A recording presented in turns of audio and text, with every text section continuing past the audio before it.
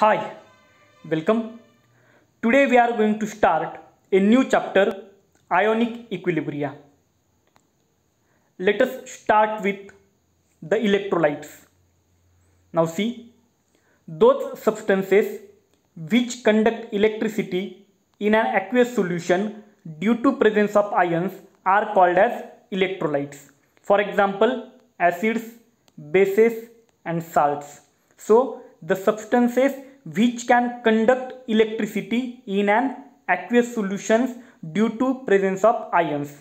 See for example of KCl, which shows high conductivity in an aqueous solution. So when we add KCl into the aqueous solution, it get ionized, that is there is a formation of cation, that is K plus, and anion, that is Cl minus. So the positively charged cations move towards the negative plate, while the negatively charged anions move towards the positive plate, and they conduct electricity and there is a glowing of bulb.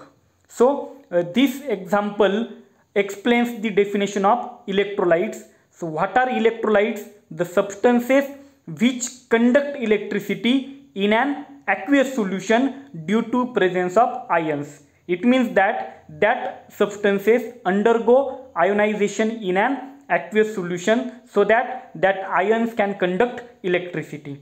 Okay, now next concept, non-electrolytes. See, those substances which do not conduct electricity in aqueous solutions due to absence of ions are called as non-electrolytes. For example, glucose, sucrose, glycerol, urea, hydrocarbons. So these all are the non-electrolytes. Now see the example of ethanol. That ethanol does not show conductivity in an aqueous solution. If we add ethanol into the water, okay, it does not undergo ionization. That is, there is absence of ions, and as there are no ions, they cannot conduct electricity. So there is a no glowing of bulb is there. So ethanol is a non-electrolyte. Okay, so what is the definition of non-electrolyte? Those substances which do not conduct electricity in aqueous solutions due to absence of ions. There is a no ionization of substance take place.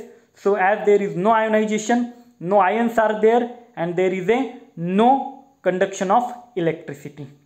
Okay, now if we consider electrolytes, that electrolytes are further classified into strong, moderate and weak electrolytes.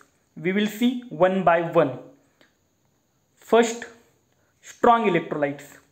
Now see, the electrolytes when dissolved in water ionize or dissociates almost completely are called as strong electrolytes. So there is a ionization or dissociation almost completely.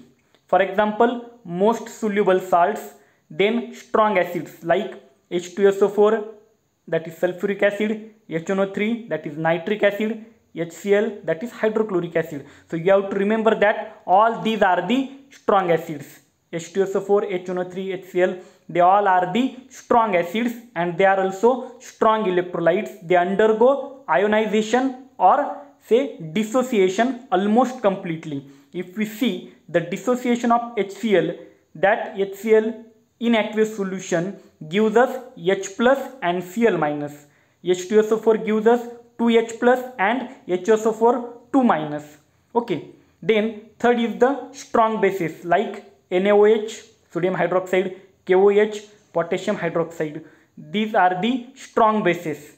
Again you have to remember this thing, that NaOH and KOH are the strong bases. So these all the substances undergo ionization or dissociation almost completely. Therefore they are called as strong electrolytes.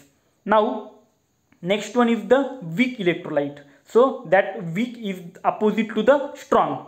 The electrolytes when dissolved in water ionize or dissociates only partially to the extent of 5% are called weak electrolytes. Now there is a no almost completely dissolution or ionization, but only partially to the extent of 5%.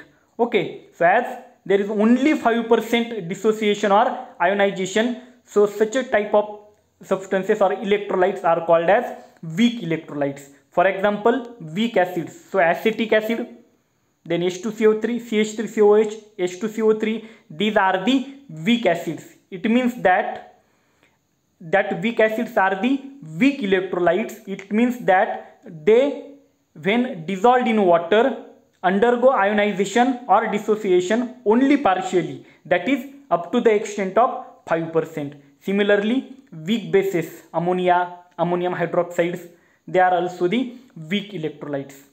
Now, next one is the moderate electrolytes.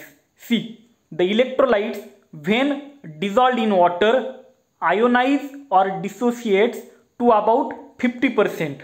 Okay, now there is a no complete dissociation or no only the partial dissociation, but they dissociate about 50%.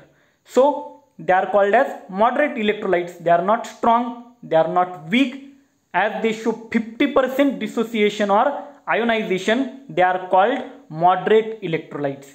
Now for example, see, under optimized conditions, optimized means favorable conditions of concentration and temperature, strong electrolyte may behave like electrolyte. Okay, so the strong electrolytes under optimized means favorable conditions of concentration and temperature, they may behave like the moderate electrolytes. Okay, so this is about the what is mean by electrolytes, what are non-electrolytes, and the types of electrolytes like strong, weak and moderate electrolytes. In next lecture we will see the degree of ionization. Thank you.